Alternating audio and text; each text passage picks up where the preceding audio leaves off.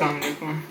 तो मैंने ये रिकॉर्डिंग ओके तो मैंने ये रिकॉर्डिंग अभी सारी कंप्लीट की है, सारा लिखा, और उसके बाद जब मैं इसको जाके देख रहा हूँ वीडियो को, तो वो 9 मिनट की वीडियो बनाई थी, कोड वगैरह सारा के रन किया, तो वो वीडियो में वॉइस ही नहीं थी।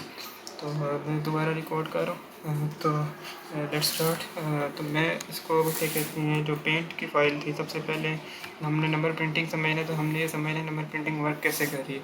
तो अगर मैं वापस समझाना शुरू करूँ, तो हम ये देख रहे हैं कि 3 को अगर हम 5 से डिवाइड करें, लेट्स सपोज, तो 5 से जब हम इसको डिवाइड करेंगे, तो 5 से जब हम डिवाइड करते हैं तो 3 आ जाता है, 3 1 ज़ा 3 होता है, और 2 हमारे पास रिमाइंडर आ जाता है।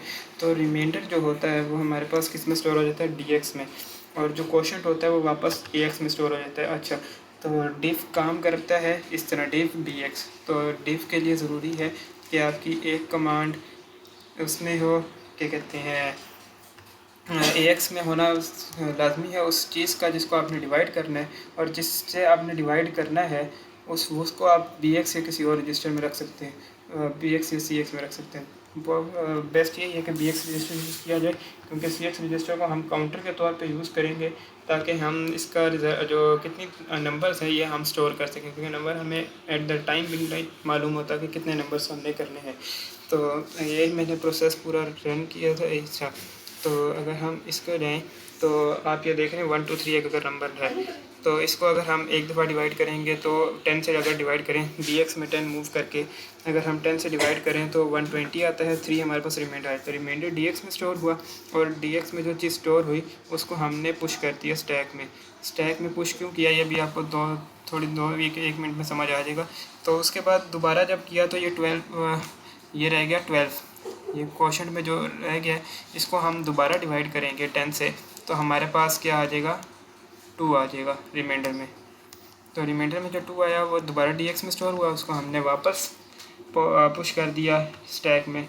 अच्छा, स्टैक में जब हम पुश कर रहे हैं उससे पहले हम एक और काम करेंगे, हम क्योंकि हमने इसको प्रिंट कराना है स्क्रीन पे, तो स्क्रीन पे प्रिंटिंग के लिए ज़रूरी है जो ASCII है वो हेक्साडेसिमल में हो। तो ASCII को हेक्साडेसिमल में ले जाने के लिए ज़रूरी है कि हम DX की जो लोअर बिट है, मीन्स के DL में जो वैल्यू हमारे पास आई है रिमाइंडर की, उसको हम मल्टीप्लाई बाय, क्या कहते हैं, उसको ऐड कर दें उसके अंदर 0x30, मीन्स के जो 0 डेसिमल नंबर है 0 वाला, उसकी हम ASCII उसमें ऐड कर दें। उससे ये होगा कि वो हमारे पास एक हेक्साडेसिमल ASCII बन जाएगी। सही, तो इसको हमने जब स्टैक पे पुश किया, यू कैन सी, जब हमने स्टैक पे पुश किया तो स्टैक में जो सबसे एंड पे चीज़ पुश होती है वो सबसे पहले आउट होती है, last in first out principle को फॉलो करता है स्टैक। तो उस 1 हमारे पास सबसे लास्ट में पुश होगा, तो 1 हमारे नंबर का बिल्कुल स्टार्टिंग डिजिट था। तो जब हम इसको पॉप करेंगे तो ये हमारे पास 1 2 3 करके बारी बारी पॉप होगा, तो हम इसी को फॉलो करते हुए अपने इसको प्रिंट करेंगे। तो अगर मैं वापस कोड पे चलूँ, तो कोड को मैंने कितना चेंज किया था, let me do again, reverse.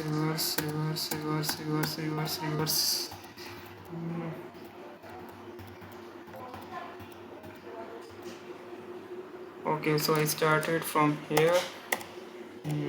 हाँ, तो मैंने वेरिएबल्स का डेटा रिमूव कर दिया, इसकी ज़रूरत नहीं थी। अब हमें क्लियर स्क्रीन उसी तरह रहेगा। प्रिंट स्ट्रिंग पे हम आएंगे, सबसे पहले हम मेन पे जाते हैं, क्योंकि हमारी एग्जीक्यूशन मेन से स्टार्ट होती है, तो इसको मेन कंसीडर करें। अच्छा, हमने सबसे पहले एक वैल्यू रजिस्टर में मूव करनी है, लेट इट बी, हम नंबर प्रिंट करते हैं 1 2 3 4 हमने प्रिंट करना है। इसको हमने पुश कर दिया स्टैक पे। अब हम कॉल करें प्रिंट स्ट्रिंग का फंक्शन।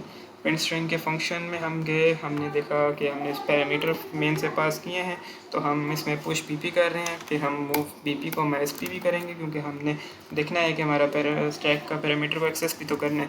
तो उसके बाद हम लाइक दिस इसको रिमूव कर देते हैं, हमें इसकी ज़रूरत नहीं है, हमें बस अब इधर, अच्छा, वीडियो मेमोरी को एक्सेस करने के बाद हम करेंगे मूव AX, BP +4 जो हमने मेन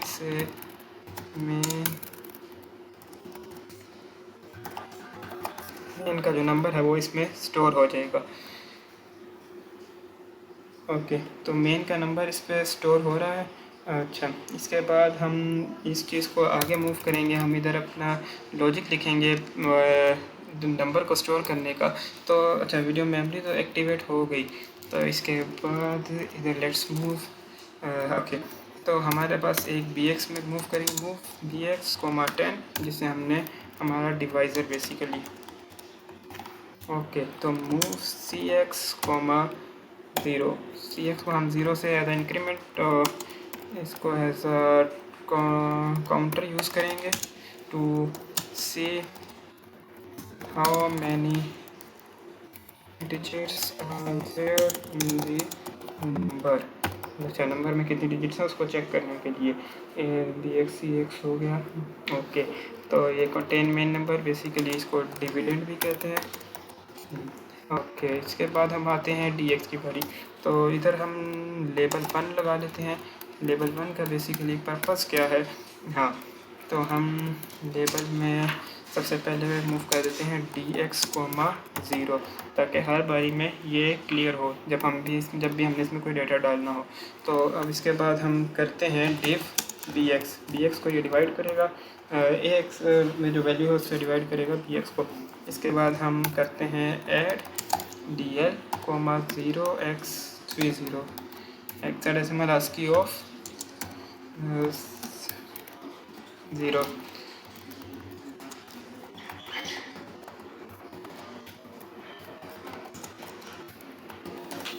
मैं इसके बाद ये भी रन करके चेक कर लूँगा कि ये अगर ये इस तरह भी वर्क कर रहा है, लाइक 0x, अगर इसको डायरेक्ट 0 यूँ लिखते हैं ऐड करके, तो मेरे ख्याल में ये यूँ भी वर्क कर जाएगा। मैं इसको बाद में चेक करता हूँ, एक दफ़ा पहले प्रोग्राम फिनिश हो जाए।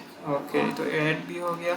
उसके बाद इंक्रीमेंट कर देंगे हम cx को इंक्रीमेंट करने के बाद हम कंपेयर करेंगे ax को विद 0, बिकॉज हमने इसको तब तक डिवाइड करना है जब तक ax की वैल्यू 0 से या तो ग्रेटर हो या तो इक्वल आ जाए। तो हम जब तक 0 से ग्रेटर है तो हम इसको कर रहे हैं लेवल 1 पे मूव।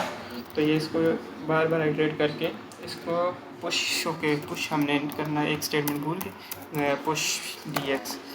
तो ये क्या करेगा, dx को उधर स्टोर कर देगा। ये लेवल 1 हो गया। लेट इट लेवल 2 को अगर हम जाएँ,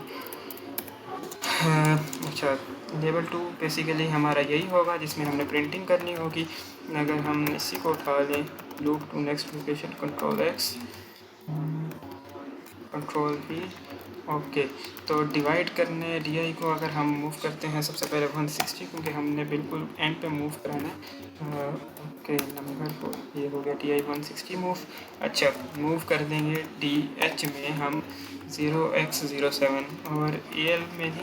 अच्छा, हम इसको थोड़ा चेंज करते हैं क्योंकि हम लेट्स सी मूव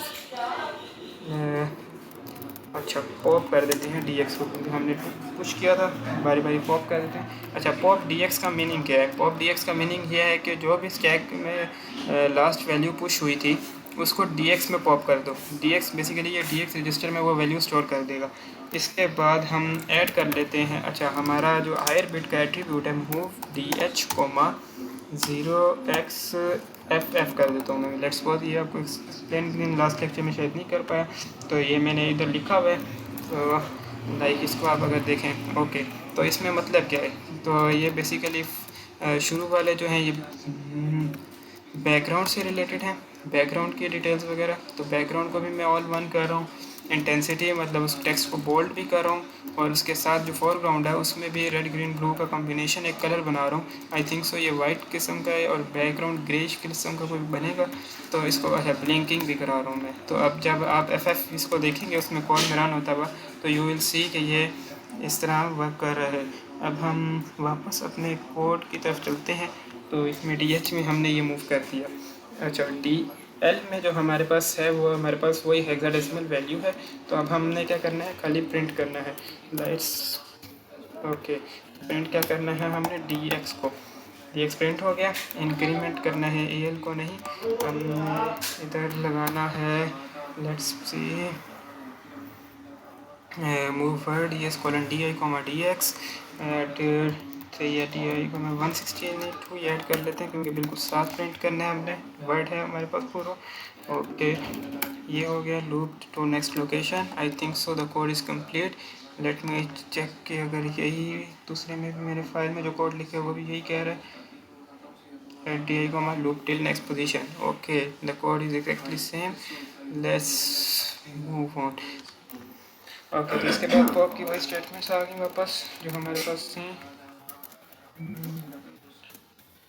ओके, और एक चीज़ मैं बताना भूल गया, ये वही कोड है जो आप लोगों ने स्टार्टिंग में मैंने पहले आप लोगों को लिखवाया था।